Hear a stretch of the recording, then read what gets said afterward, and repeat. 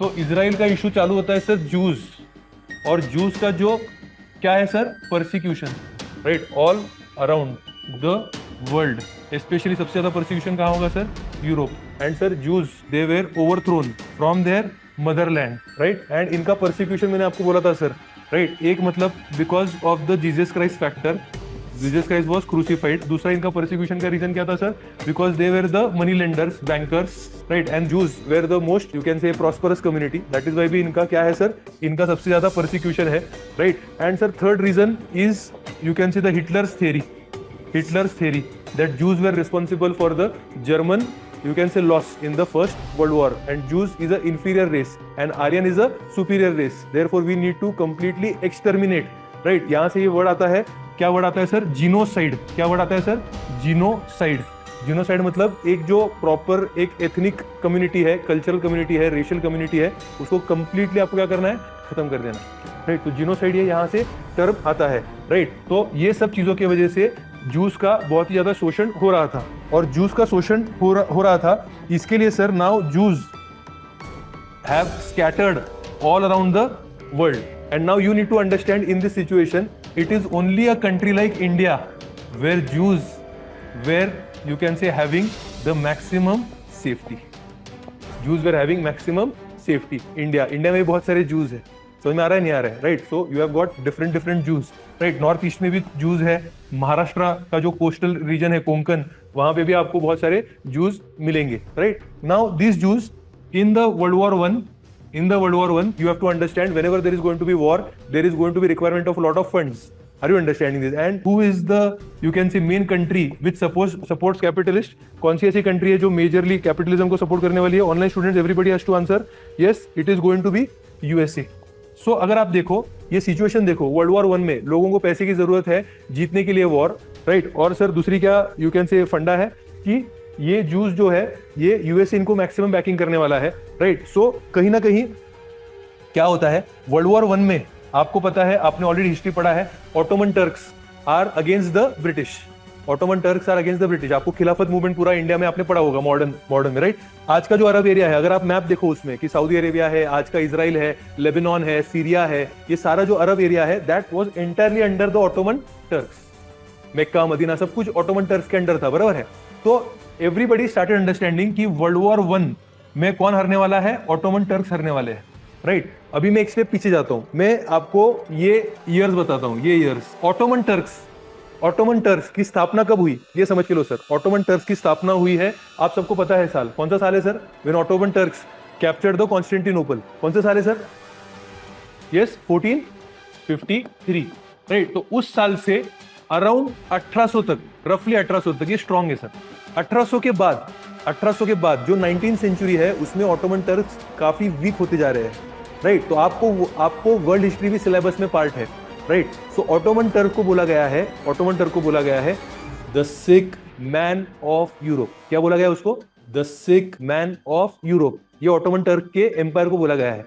और जब भी कोई ओल्ड आदमी मरने वाला है तो लड़ाई किस बारे में होती है कि उसकी वसीयत, उसका जो प्रॉपर्टी है किसको जाने वाला है। और ऑटोमन टर्क के पास बहुत ज्यादा बड़ी वसीयत है, बहुत ज्यादा प्रॉपर्टी है। तो ये प्रॉपर्टी क्या होने वाला है इस प्रॉपर्टी का, और जो भी डोमिनेंट है, रशिया ऊपर से होगा तो रशिया को थोड़ा जगह चाहिए रहेगा, यहाँ से जर्मनी आ रहा है, ऑस्ट्रिया आ रहा है, उसको थोड़ा जगह चाहिए रहेगा, नीचे से किसी को चाहिए रहेगा। Are you understanding this? तो ये इसके वजह से बहुत सारे वॉर्स हुए हैं। इनफैक्ट वर्ल्ड वॉर वन के पहले, अगर आपने मेरे हिस्ट्री के नोट्स अच्छे से पढ़े हैं, हिस्ट्री का लेक्चर अच्छे से देखा है, तो आपको पता होगा कि वर्ल्ड वॉर वन के पहले, just before the world war one, there was a Balkan wars. कौन से वॉर्स थे, बल्कन वॉर्स। ये बल्कन वॉर्स भी क्यों हुए, because this Balkan area was under the Ottoman Turks. Ottoman Turks empire was, you can say, उसका power कम हो रहा था, उसका पावर जो है डिक्लाइन हो रहा था। तो ये बल्कन एरिया में अभी कौन डोमिनेट करेगा, आर यू अंडरस्टैंडिंग? इसके लिए वॉर्स हो रहे हैं बल्कन एरिया में, are you understanding this? And world war one में तो ये क्लियर था कि ऑटोमन टर्क्स हारने वाला है। ऑटोमन टर्क्स के पास कौन सा एरिया है दोस्त, पूरा अरब लैंड है। अरब मतलब आज का पूरा सऊदी अरेबिया, अरब मतलब आज का पूरा सीरिया, ये सब किसके पास था, ऑटोमन टर्क्स के पास था। तो अब क्या किया सर, जूइश लोगों ने क्या किया सर, फंडिंग दिया ना वॉर में जीतने के लिए ब्रिटिश इनको, और इनसे उन्होंने एक यू कैन से अग्रीमेंट करके लिया। क्या करके लिया सर, अग्रीमेंट करके लिया कि after the first world war जब आप जीत जाओगे आपको ये अरब लैंड मिल जाएगा ऑटोमन टर्क से, तो अरब लैंड में हमारे लिए क्या बनाना सर, एक हमको हमारा वहां पे कंट्री बनाना है वापस, क्योंकि हम जूस का क्या हो चुका है, हम ऑल ओवर द वर्ल्ड है, ऑल ओवर द वर्ल्ड हमारा परसिक्यूशन हो रहा है। आज हमको हमारा एक क्या चाहिए वापस, यू कैन से हमारा कंट्री चाहिए। और इनका ये जो मूवमेंट था that we need to go back to our homeland, homeland, ये जो मूवमेंट है उसको क्या बोला गया है sir, Zionist, Zionist movement, Zionist movement. And you have to understand that best of the brains, right? Like if you see even Einstein is a Jew, right? So best of the scientists, best of the capitalists, सब कौन है, Jews. And वो कौन सा movement में believe कर रहे हैं अब, Zionist. वर्ल्ड वॉर 1 में ये अग्रीमेंट हो चुका है। बट सर इंग्लैंड देखो कैसे प्रॉब्लम्स क्रिएट करता है। इंग्लैंड ने एक साइड से किसके साथ अग्रीमेंट किया हुआ है, जूज, और दूसरे साइड वो किसके साथ अग्रीमेंट करता है, अरब्स, लोकल अरब्स के साथ अग्रीमेंट करता है कि लोकल अरब्स आप क्या करो, वर्ल्ड वॉर 1 में हमारा साथ दो, ना कि आपका जो वहां पे खलीफ बैठा है, खलीफ है वो समझो मुस्लिम का जो पॉलिटिकल और रिलीजियस हेड है, तो मुस्लिम लोगों को बोल रहा है कि आप खलीफ के अगेंस्ट हो जाओ अरब में, और हम आपको आपका सेपरेट किंगडम बना के दे देंगे, सेपरेट कंट्री बना के दे देंगे। मतलब दोनों को प्रॉमिस किया। इसके लिए after the first world war ये जो है बड़ा प्रॉब्लम हो जाता है।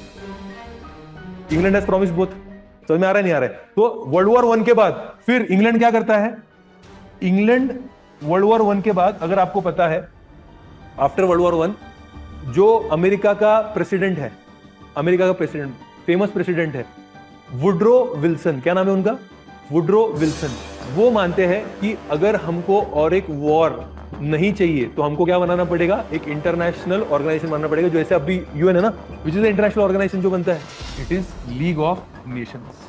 क्या बनता है सर, लीग ऑफ नेशंस। और लीग ऑफ नेशंस के अंडर यू कैन से ये सब आईएलओ वगैरह होते हैं।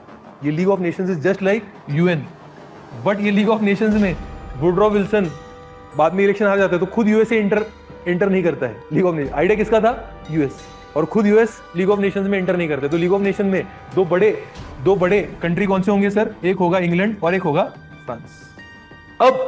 अब ये लीग ऑफ नेशन में क्या सिस्टम लाया जाता है sir, mandate system. Mandate system को क्रिटिसाइज किया जाता है सर, मैंडेट सिस्टम को क्रिटिसाइज किया जाता है। क्या क्रिटिसाइज किया जाता है, this is nothing but neo colonialism.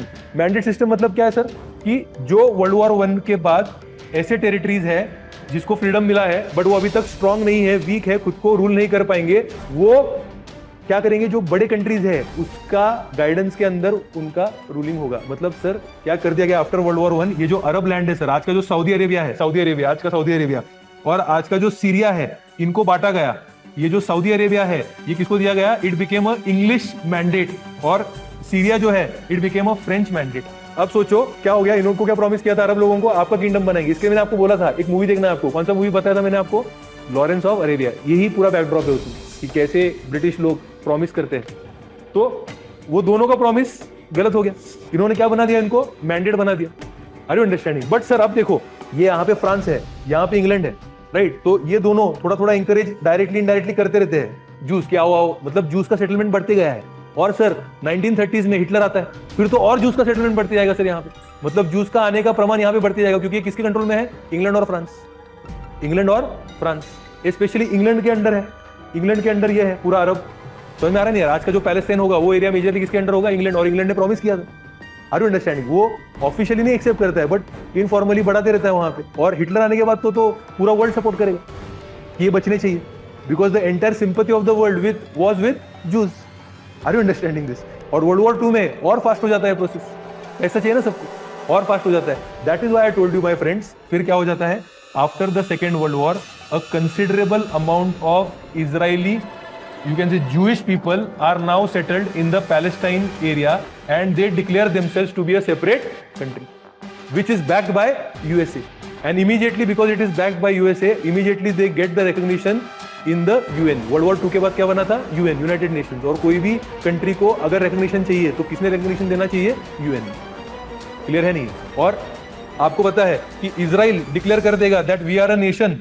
Are you understanding this. तो बाकी के जो अरब कंट्रीज होंगे वो क्या कर देंगे सर, अटैक कर देंगे। तो आप अभी कहां है सर, ये कहां है, इजराइल दिख रहा है सर, इजराइल, राइट। कौन है सर, सीरिया। कौन है सर, जॉर्डन। सर कौन है सर, लेबनान। और सर यहां पे कौन होगा सर, ये इजिप्ट। यस और नो सर। यहां से कौन देख रहा है सर ये सर पूरा खेल, सऊदी अरेबिया। यहां से कौन देख रहा है सर, क्लियर है क्या। तो एटलीस्ट डायरेक्ट तो अटैक कौन करेगा सर, यहां से सीरिया, यहां से जॉर्डन, यहां से इजिप्ट, यहां से लेबनान। अब लेबनान का थोड़ा मेरे को आज हिस्ट्री आपको पढ़ाना पड़ेगा सर। इजराइल का समझ में आ गया क्या? इजराइल ये जब कंट्री घोषित करता है, right, Israel declares itself to be the, you can say, new country. 14 May 1948 Israel becomes the new country, right? Immediately after Israel becomes a new country, it is going to be attacked. It is going to be attacked. But surprisingly, Egypt, you can say, जो Israel है, it defends its position. और मुद्दा कहाँ पे जाएगा? Cease fire. मुद्दा कहाँ जाएगा? यूएन। यूएन क्या देगा? Two state, right, solution. क्या देगा? टू स्टेट सोल्यूशन, कि भाई इजराइल बन चुका है, राइट, अब क्या बना दो आप? पैलेस्टाइन भी बना दो। पैलेस्टाइन भी बना दो। क्लियर है नहीं? एक अलग देश पैलेस्टाइन भी बना दो, राइट, बट पैलेस्टाइन नहीं बनता है। पैलेस्टाइन नहीं बनता है। Then there is continuous wars. 1967 6 day war. 6 day war. इस टाइम जब आजू बाजू वाले सारे अटैक करते हैं, इजिप्ट, सीरिया, लेबनान, तो इजराइल सिर्फ खुद को डिफेंड नहीं करता है, क्या करता है? Counter attack. और सारे, यू कैन से, अगर आप देखो, इजिप्ट के पास से क्या लिया जाता है? सिनाई पेनिनसुला। क्या लिया जाता है? Sinai peninsula, right. अगर आप देखो, सीरिया के पास से क्या लिया जाएगा? Golan Heights. Golan Heights. समझ में आ रहा है नहीं आ रहा है? तो आजू बाजू के एरिया, जॉर्डन का भी एरिया लिया जाएगा। तो ये सब के एरियाज यू कैन से लिए जाएंगे। Are you understanding this? And then again इसके ऊपर अटैक आएगा। आपको पता है 1973, जिसकी वजह से ऑयल शॉक है सर, यम कुपुर वॉर। यम कुपुर वॉर। यम कुपुर मतलब जो जूइश लोगों का, हमारे जैसा दिवाली है, तो उनका जो मेन फेस्टिवल है दैट इज यम कुपुर। तो यम कुपुर के टाइम पे जब पूरे उनको लगा था जूस शांत रहेंगे, अपना अपना फेस्टिवल करते रहेंगे, तब अटैक किया जाता है। Again the Israel is able to defend it. Israel is again able to defend it. But sir ये सारे वॉर्स के थ्रू उसको समझ में आ जाता है कि हमको अगर यहाँ पे इजराइल के साथ रहना है तो हमको क्या करना पड़ेगा? इजराइल हमेशा ऐसा पॉलिसी करता है कि सारे जूस जो है उनको ओपन इन्विटेशन देता है कि आ जाओ, हम आपके लिए सब कुछ करके देंगे, यहाँ पे लैंड वैंड, घर वर, सब आपको यहाँ पे सेटल करके देंगे। And many students, right, who were juice, they were called with open invitation, open arms. Youngsters specially, उनको पहले ऐसे बोला था कि एक बार आओ इजराइल घूमने को तो आ जाओ। Once you see the entire system, the prosperity, everything, then you might get attracted. Are you understanding this? तो ये, और जितने ज्यादा आएंगे यहाँ पे जूइश लोग, उनको क्या करेंगे हम? सेटलमेंट्स। और ये जो पैलेस्टाइन का एरिया था, वेस्ट बैंक, ये पूरा भर चुका। Are you understanding? इसके लिए अब क्या हो चुका है सर? पैलेस्टाइन कहीं कहीं बीच बीच में है, पैलेस्टाइनी लोग जो रह रहे हैं, और कहीं कहीं बीच बीच में कौन रहेंगे सर? इजरायली। तो मतलब आज टू स्टेट जो सोल्यूशन है ये इंप्लीमेंट करना इसके लिए मुश्किल हो गया। इसके लिए क्या हो गया सर? ये मुश्किल हो गया। Are you understanding this? Right. अब सर मैंने आपको कल का भी जियोपॉलिटिक्स बताया था। इजराइल का खास दोस्त ईरान, दोस्ती कब खत्म हुई sir? Cultural revolution, religious revolution, yes और नो? राइट। और सर इजराइल का दुश्मन सऊदी अरेबिया। बट ये दोनों भी एक दूसरे के दुश्मन। क्यों सर? शिया है और यहां कौन है सर? ये पैरामीटर हमने देखा हुआ है सर। क्लियर है नहीं? राइट। अब हमने देखा है अलग अलग Abraham accords, camp David accord, ये सब अकॉर्ड से, अब्राहम अकॉर्ड से Israel is having friendship now with Dubai, UAE. Camp David accord Egypt के साथ सोल्यूशन हो गया, क्योंकि ये सारे यूएई, इजिप्ट, ये किसके दोस्त है? यूएसए। और यूएसए का और एक दोस्त कौन है? सऊदी। तो ईरान को डर क्या लगा कि किससे दोस्ती करेंगे? ये सऊदी से भी दोस्ती कर लेंगे। एक बार सऊदी से दोस्ती कर लेंगे तो पूरा balance of power you can से शिफ्ट हो जाएगा। Are you understanding? सऊदी बहुत ज्यादा स्ट्रॉन्ग बन सकता है, क्योंकि इजराइल के पास पैसा है, इजराइल के पास टेक्नोलॉजी है, इजराइल के पास डिफेंस सिस्टम्स है। Are you understanding this? Clear है नहीं? राइट। एंड ये दोनों का हमेशा झगड़ा चल रहा है सर। किसका सर? ईरान और Saudi Arabia. Iran and Saudi Arabia. So much so that Iran ने सऊदी में अटैक्स भी करवाए थे। राइट। इनका झगड़ा कहां चल रहा है सर? इनका झगड़ा मेजरली, राइट, यहां चल रहा है सर। ये देखो, ये दिख रहा है, येमेन। येमेन दिख रहा है क्या सर आपको? येमेन। तो येमेन में देयर आर हाउती रेबल्स। कौन से रेबल्स है सर? हाउती रेबल्स। और ये जो येमेन के हाउती रेबल्स है, येमेन का बॉर्डर किसके साथ है दोस्त? सऊदी के साथ है। तो ये हाउती रेबल्स को कौन सपोर्ट कर रहा है सर? ईरान। कौन सपोर्ट कर रहा है सर? ईरान। और ये हाउती रेबल्स को ईरान सपोर्ट करके वो येमेनिस गवर्नमेंट के साथ हाउती रेबल्स फाइट कर रहे हैं। और येमेनिस गवर्नमेंट को कौन सपोर्ट करेगा सर? सऊदी। मतलब सर यहां पे क्या चल रहा है? Proxy war. इसको क्या बोलते हैं sir? Proxy war. Iran versus Saudi Arabia कहां पे खेला जा रहा है सर? येमेन में।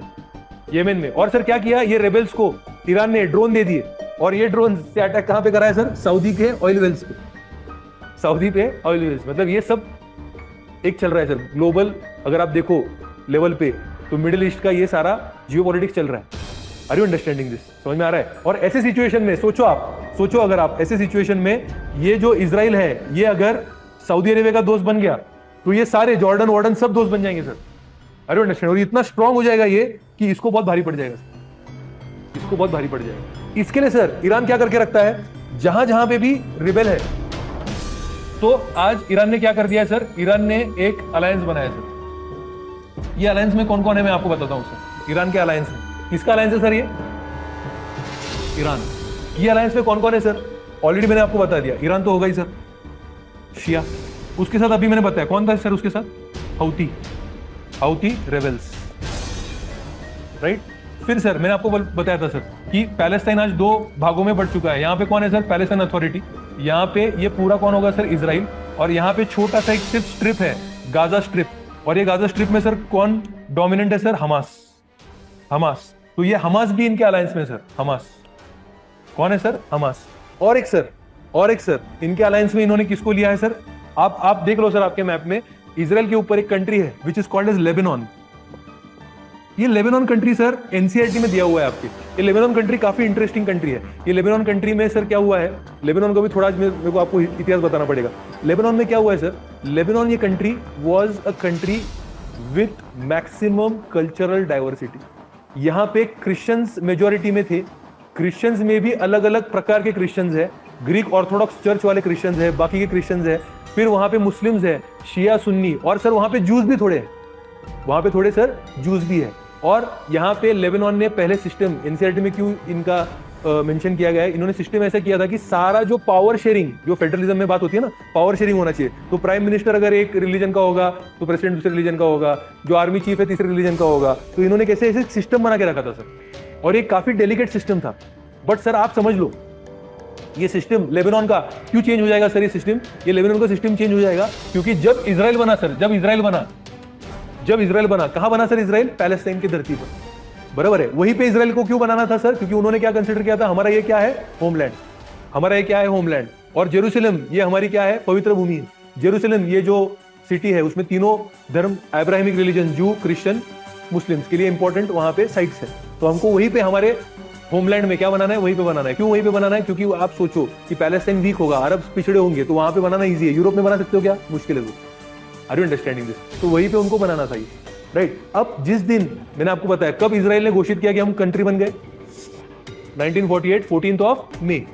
जिस दिन वो उन्होंने घोषित कर दिया, सबसे ज्यादा प्रॉब्लम किसको होगा?